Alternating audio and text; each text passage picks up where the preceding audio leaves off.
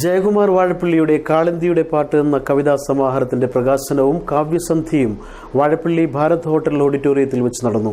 പ്രമുഖ Gandhian doctor M P Mathai കവിതാ സമാഹാരത്തിന്റെ പ്രകാശനം നിർവഹിച്ചു.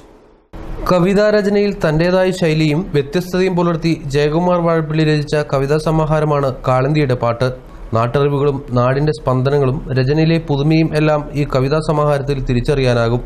എഴുത്തിന്റെ ലോകത്ത് സ്വന്തം കുടുംബത്തിന്റെ അകപഴിഞ്ഞ പ്രോത്സാഹനം തന്നെയായിരുന്നു ഈ കവിയുടെ പ്രചോദനം.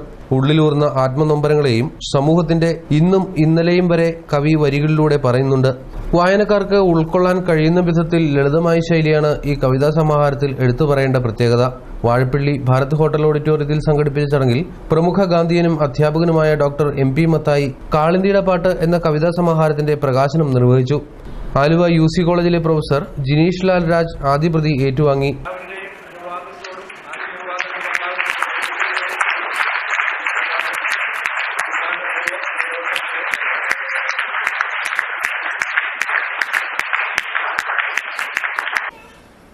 ഞാൻ ആദ്യത്തെ ചടങ്ങിൽ പങ്കെടുത്തു കഴിഞ്ഞപ്പോൾ ഇത് തുടരണം, ഇതുപോലുള്ള പുസ്തക പ്രകാശനങ്ങളും നിരന്തരമായി മൂവാറ്റുപുഴയിൽ നടക്കുന്നതിനെപ്പറ്റി സങ്കല്പിക്കുകയും ഭാവന ചെയ്യുകയും അങ്ങനെ ഉണ്ടായെങ്കിൽ എന്ന് ആശംസിക്കുകയും പ്രാർത്ഥിക്കുകയൊക്കെ ചെയ്തത് വളരെ സാർത്ഥകമായി, സഫലമായി.